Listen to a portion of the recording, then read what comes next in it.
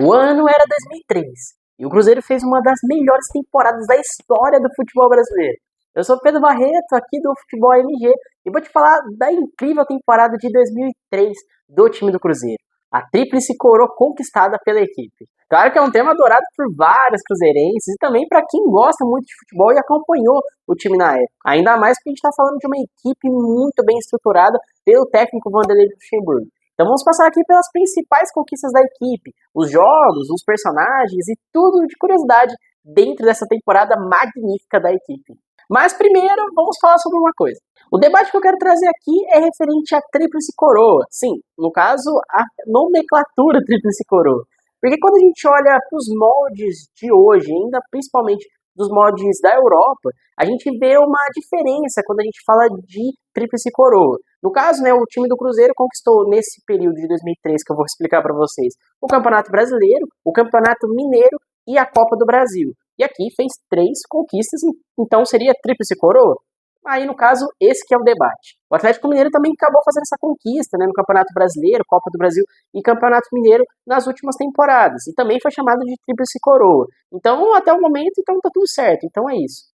Não acho tanto assim. Na verdade, não só eu acho, mas assim, outras pessoas concordam de que tríplice coroa se trata igual nos moldes europeus, que você ganha uma Copa Nacional, o seu campeonato nacional e também uma grande competição, a principal, né, no caso, que seria aqui dos nossos moldes, a Libertadores, e no caso da Europa seria a Champions League. A gente observando nos moldes de hoje, barra da Europa, a gente consideraria uma equipe que ganhou uma tríplice coroa, aquela que ganhou o Campeonato Brasileiro, a Copa do Brasil e a Libertadores. No caso, quem chegou muito perto de fazer isso, por exemplo, foi o Flamengo de 2019, né? Conseguiu a Libertadores e o Campeonato Brasileiro, só que não conseguiu a Copa do Brasil. Na verdade, existem vários times na história do Campeonato Brasileiro, também de várias épocas da história do Brasil, que acabaram chegando perto de conquistar essa tríplice coroa de fato. Cara, que aqui não é a ideia de desmerecer as conquistas do Cruzeiro ou algo nesse sentido. É mais de discutir se realmente a nomenclatura deveria ser tríplice coroa.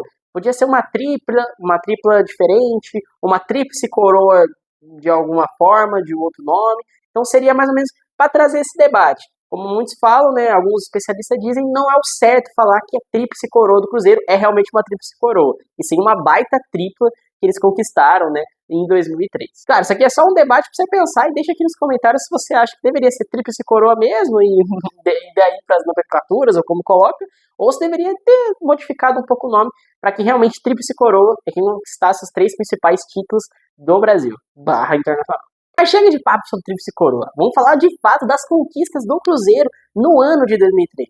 Vamos falar primeiro um pouco do Brasileirão que ele conquistou. Primeiro que vamos falar da pontuação do time da Raposa. Fez exatamente 100 pontos em 46 partidas. E entre esses estão 31 vitórias, 7 empates e apenas 8 derrotas. O time do Cruzeiro era muito representado também pela questão ofensiva. Era uma equipe que fazia muitos gols. E no Campeonato Brasileiro não foi diferente. A equipe fez 102 gols e tomou apenas 47, que fez com que ele ficasse com um saldo de 55. Isso colocando em aproveitamento, dá quase 73%.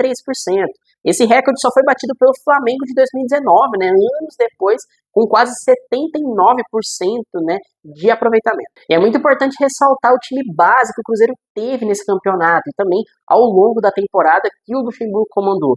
Sem dúvida se tornou uma das equipes mais memoráveis. Quem não se lembra das escalações base com o goleiro Gomes, Maurício, Cris, Edu Dracena, Leandro, Maldonado, Augusto Recife, Wendel, Alex, Aristizábal e Márcio Nobre. E obviamente o grande destaque, o artilheiro da equipe foi o Alex, que fez uma das melhores temporadas dele, né, individualmente na sua carreira. Claro que o Alex é sempre lembrado também por ser ídolo em todos os lugares que ele passou, né? Tanto o Fenerbahçe, como o Palmeiras, como o próprio Curitiba, onde ele começou. E essa foi uma das temporadas mais memoráveis da carreira do Alex. E para você aí, torcedor cruzeirense, deve lembrar muito bem. No Campeonato Brasileiro, a maior goleada que a equipe aplicou foi em cima do Bahia. Foi um 7-0. E para você ter ideia, já que eu mencionei o Alex, ele fez 5 gols nesse jogo.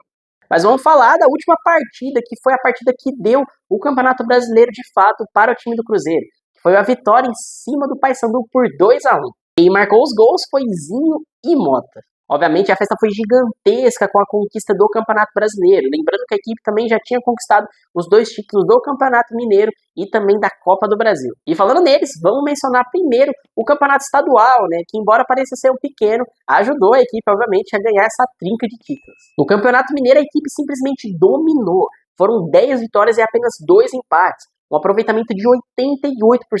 O Cruzeiro somou nesse campeonato 32 pontos contra 25 do segundo colocado, que era o seu grande rival, o Atlético Mineiro. Ofensivamente, a equipe também foi muito bem, marcou 35 gols e sofreu apenas 7 durante todas essas partidas. A verdade é que o Campeonato Mineiro, como também os campeonatos estaduais, sempre dão aquele gostinho de restante da temporada. E aí depois veio a Copa do Brasil e a equipe também massacrou mais uma vez. E da mesma forma como foi o Campeonato Mineiro, a equipe conquistou a Copa do Brasil de forma invicta. E logo de cara já foi massacrando todos os seus adversários. Venceu o Rio Branco do Espírito Santo por 4-2 na primeira fase. Depois veio o Corinthians do Rio Grande do Norte. E na terceira fase, eliminou o Vila Nova de Goiás. E nas semifinais enfrentou o Goiás, na partida de ida, um 3-2 no Serra Dourada. E na volta, um 2-1 no Mineirão. Só que agora a final era contra o Flamengo, uma equipe extremamente poderosa. Não é de hoje, obviamente, que o Flamengo sempre bate em finais. O jogo terminou em 1-1, só que o que ficou muito marcado, além do empate, foi também um golaço do Alex, que foi um dos gols mais bonitos que ele fez com a camisa do Cruzeiro. Um passe de David e ele fez um gol de letra. Um golaço para empatar a partida para o próximo jogo. E no jogo de volta, a vitória em cima do Flamengo. Um 3-1. David, Aristizábal e Luizão fizeram os gols cruzeirenses. E Fernando Baiano acabou descontando para o Flamengo. Mais uma grande conquista para o time do Cruzeiro, que mais para frente ia ter o Campeonato Brasileiro em suas mãos. 3 conquistas gigantescas para a equipe. Claro que, obviamente, a temporada não ficou marcada por 100% de aproveitamento em todas as competições, ou também todas as conquistas feitas. A equipe acabou tendo uma eliminação na Sul-Americana. Naquele ano, 3 clubes disputavam cada chave, né, da competição. Só que, no caso, apenas o primeiro passava, né? Agora tem o costume de ser os 2 primeiros que passam. Só que naquele ano era só um que passava e o Cruzeiro acabou sendo eliminado. Mas claro que isso não resulta em algo muito abaixo da temporada, que foi espetacular. E agora a gente vai falar um pouquinho de umas curiosidades referentes a essas temporadas do Cruzeiro. Eu trouxe aqui 2 muito interessantes, inclusive uma bem engraçada, porém muito reflexiva. No caso, esse primeiro episódio que eu vou contar aconteceu na questão da Copa do Brasil, especialmente nas finais contra o Flamengo. Edu Dracena e Thiago Gosling acabaram ficando suspensos na final do jogo contra o Flamengo. E agora o que o Luxemburgo pensou era colocar um jovem garoto de 18 anos para jogar. E no caso era o prato da casa, Gladstone. E para você ver como que o Luxemburgo motivou ele para ir bem para a partida, que no caso ele fez uma partida muito segura no segundo jogo, na final, né, que foi o 3-1, ele fez o seguinte, ele deu uma fralda para o garoto e acabou que meio que representou a questão de ele ser um divisor de águas para ele, que ele poderia continuar sendo um bom zagueiro, desenvolver um bom futebol, ou ser apenas um garoto. Bom, parece que a motivação deu certo. Igual eu falei, ele fez uma partida muito segura e a equipe do Cruzeiro acabou vencendo o jogo. Só que agora eu vou trazer uma outra curiosidade, que é de um time que foi uma pedra no sapato da equipe do Cruzeiro no Brasileirão. No caso, o Cruzeiro não conseguiu vencer essa equipe durante o primeiro e o segundo turno do Campeonato Brasileiro. Que no caso foi o São Caetano. No primeiro turno, o time do Cruzeiro empatou em 2-2 contra o São Caetano lá no Mineirão. Só que no jogo de volta, né, no caso no retorno, acabou perdendo de 2-0 para o próprio time na sua casa. E o time paulista até que foi muito bem no próprio Campeonato Brasileiro, terminou em 4º lugar. Mas calma que não para por aí, porque eles acabaram se enfrentando na Sul-Americana e empataram em 1-1. Acabou que o Aslan garantiu a classificação nos critérios de desempate. Claro que existem outras várias curiosidades de números, de atletas, de outras coisas referentes ao próprio Cruzeiro dessa temporada. Mas o que fica marcante é realmente uma equipe celeste que jogou muito futebol. Com gols bonitos, personagens maravilhosos e uma conquista que ficou marcado até hoje como a tríplice coroa da equipe. E claro, mesmo que você não chame de tríplice coroa não, ficou marcada na história para sempre do clube. Claro que o Cruzeiro passou por maus bocados nos últimos anos, rebaixamento, e foi algo que atingiu demais a moral da própria equipe. Mas agora, de volta ao Brasileirão, a equipe começa a se reestruturar bastante, e ainda mais jogando um futebol bem bacana. Você tem o Matheus Pereira, que está voando, jogando demais.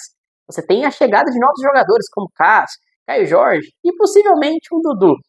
Opa, tudo bom? Bom, quem viu o mundo do futebol sabe que a ida do Cruzeiro não vai ser concretizada e também foi uma loucura, porque meio que ele queria ir e depois ele acabou ficando no Palmeiras. O Cruzeiro divulgou uma nota falando que não iria mais contratar o atacante, porém a Leila Pereira acabou divulgando em uma entrevista que ele iria sim para o Cruzeiro. Foi um rolo todo, mas no final o Dudu vai ficar no Palmeiras. É isso, um abraço e continue com o vídeo. Uma equipe que está se reestruturando com peças jovens e também com peças com mais experiência. Agora resta ao Cruzeiro continuar o legado da equipe, que começou anos atrás, mas que tem grandes marcos, como por exemplo esse ano de 2003. E aí, acha que o Cruzeiro vai para frente com essas novas contratações e também buscar novos títulos? Deixe aqui embaixo nos comentários, sugira também temas referentes ao Cruzeiro, ao futebol mineiro aqui no nosso canal. Se inscreva, obviamente, no nosso canal também, ative o sininho das notificações e siga todas as nossas redes sociais que estão aqui na descrição. E até mais!